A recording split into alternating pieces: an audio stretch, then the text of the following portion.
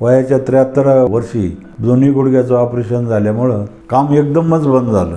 त्याच्यामुळं माझ्या बद्धकोष्ठता झाली. माझ्या समद्याच्या अंगावर इन्फेक्शन उठलं.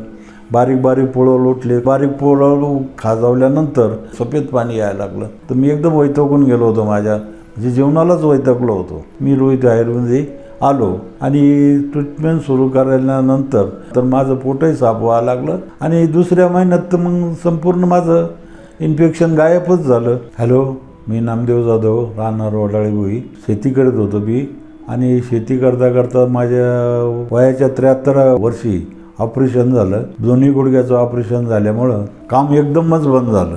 काम एकदमच बंद झाल्यामुळं माझ्या हालचाल शरीराची झाली नाही आणि जेवण तर चालूच होतं.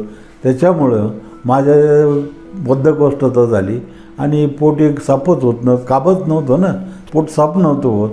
त्याच्यानंतर मग त्या बद्धकोष्ठता झाल्यानंतर माझ्या समद्याच्या अंगावर इन्फेक्शन उठलं.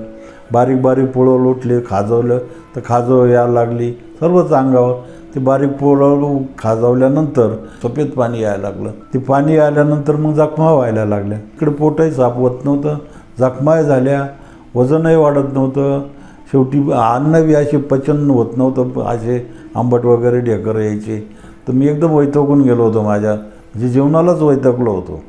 तर शेवटी फोन बघता बघता असाच मला रोहित आयुर्वेदाचा पत्ता मिळाला आणि मी रोहित आयुर्वेदाचे व्हिडिओ बघून मी रोहित आयुर्वेदमध्ये आलो आणि डॉक्टरांना भेटल्यानंतर सुरुवातीला माझे प्रॉब्लेम वगैरे सर्व त्यांना सांगितल्यानंतर त्यांनी मला ट्रीटमेंट सुरू केली आणि ट्रीटमेंट सुरू केल्यानंतर 3 वारानंतर माझं पोटही साफ व्हायला लागलं. हळूहळू इन्फेक्शनही कमी व्हायला लागलं आणि सर्व अन्न बी जरा पचन होतं नव्हतं तर ते सर्व व्यवस्थित व्हायला लागलं आणि दुसऱ्या महिन्यात तर मग संपूर्ण माझं इन्फेक्शन गायबच झालं आणि पोटही साफ व्हायला लागलं. थोडं इंडट फिरायला लागलो. थोडंसं वजनही बी नॉर्मल झालं, स्टेबल झालं आणि त्या पद्धतीनं आता माझं खूप म्हणजे इतका त्रासलो होतो का भयंकर होतं. आता मला थोडं एकदम भेटल्यानंतर यांची ट्रीटमेंट घेतल्यानंतर आणि व्यवस्थित वाटून राहिलं. 2 महिने आज ट्रीटमेंट घेतली. आता मी संपूर्ण क्लिअर आहे. त्याबद्दल रोहित आयुर्वेदाचे खरंच मनापासून आभार, धन्यवाद.